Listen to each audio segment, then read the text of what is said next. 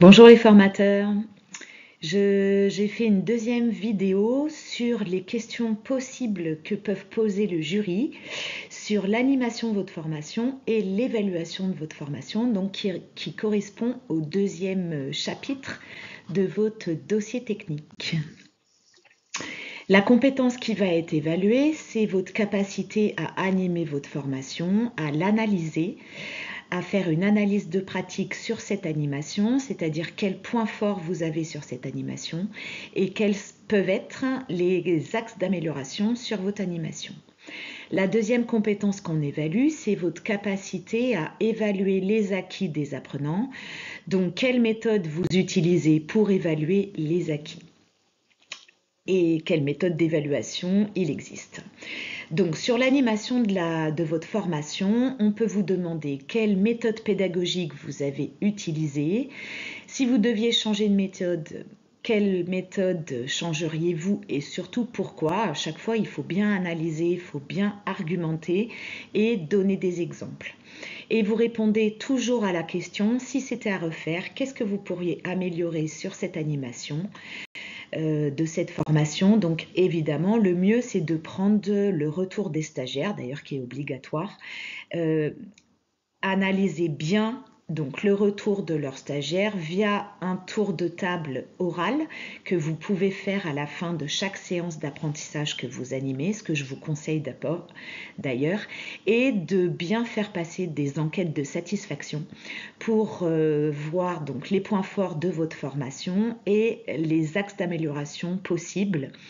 Ça vous demande de sortir de vos évidences. C'est-à-dire que nous, quand on est expert sur un sujet, on ne se rend plus trop compte de ce qu'on doit apprendre, de comment on doit l'apprendre et ce qui s'appelle des évidences en fait.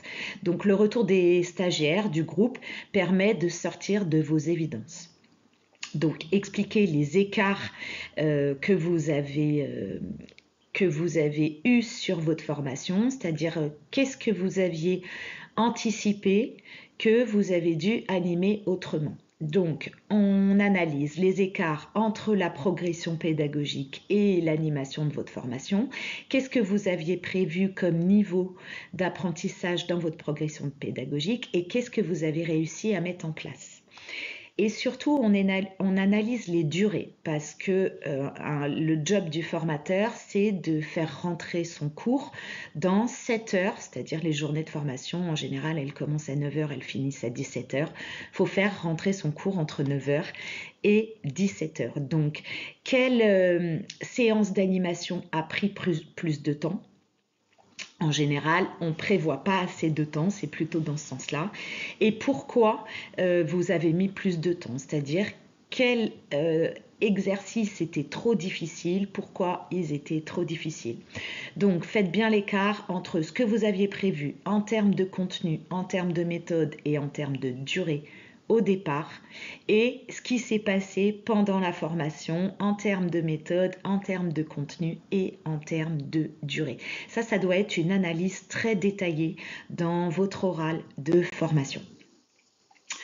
Ensuite, il faut présenter les difficultés des apprenants. Donc, comment vous avez repéré les difficultés de vos apprenants, quels signes vous avez eu pour repérer ces difficultés, quels ont été donc les indicateurs de ces difficultés, quelles difficultés on peut rencontrer de manière générale dans un groupe, quel est l'auteur.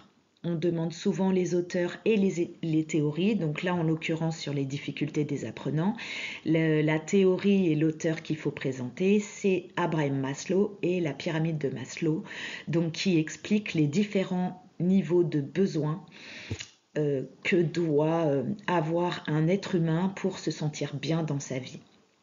Donc vous partez de cette pyramide et vous présentez les difficultés à chaque niveau de la pyramide. Donc les difficultés de votre groupe, comment vous les avez identifiées et ensuite comment vous avez accompagné les stagiaires pour atteindre les mêmes objectifs que les autres et pour dépasser leurs difficultés. Donc quelle démarche vous avez utilisée tout du long de la formation, quelles sont les techniques de remédiation que vous avez utilisées.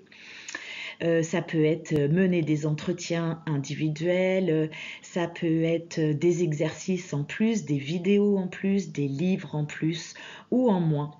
On cite aussi les auteurs qui parlent des techniques de remédiation. Donc, par exemple, il y a Carl Rogers qui a beaucoup travaillé sur l'écoute active, Vygotsky qui a beaucoup travaillé aussi sur les difficultés de remédiation. Vous pouvez citer la reformulation, la métacognition, l'analyse réflexive, autant de techniques de remédiation que vous pouvez utiliser pour accompagner les stagiaires. Les limites de votre accompagnement en tant que formateur, il faut bien réfléchir à ça, c'est-à-dire quand est-ce que vous pouvez plus aider les stagiaires et sur quoi vous pouvez plus les aider. Donc ça va être par exemple sur quel partenariat ou sur quel autre projet professionnel les orienter ou vers quel partenaire les orienter pour les aider. Donc bien savoir où s'arrête votre travail de formateur dans l'accompagnement des stagiaires.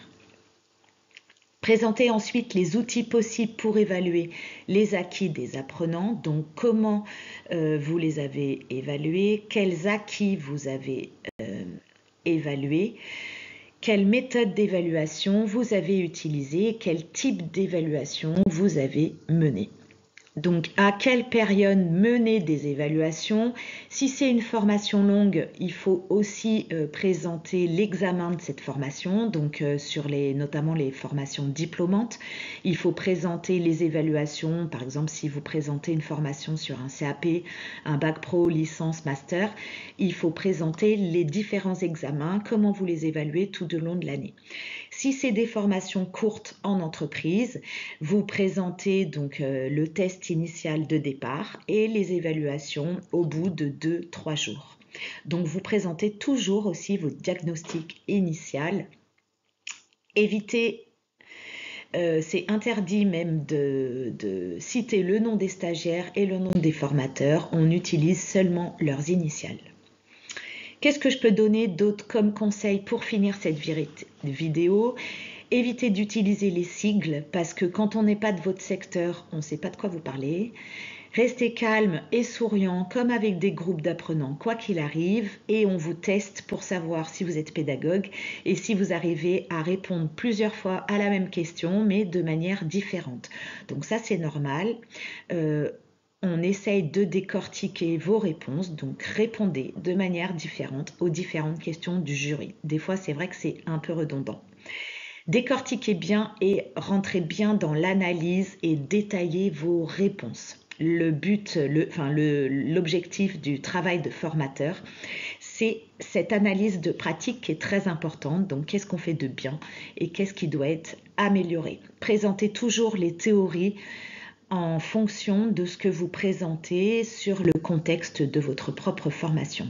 Évitez de répondre à un jury. Regardez vous-même mon outil d'évaluation, je l'ai mis en page 12. Je viens de l'expliquer, vous n'avez pas entendu. Vous voulez que je réexplique? Tout ça, c'est normal en fait, donc évitez de répondre comme ça. On répond comme quand on répond à des stagiaires, quand on a 4 fois la même question. C'est pas grave, restez calme et réexpliquez.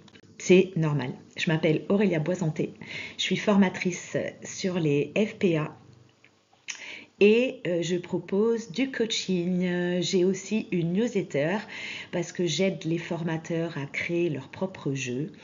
J'ai créé des jeux pédagogiques dans beaucoup de secteurs de formation, notamment le management, les techniques de vente, l'insertion professionnelle, les formations de formateurs, le décrochage scolaire.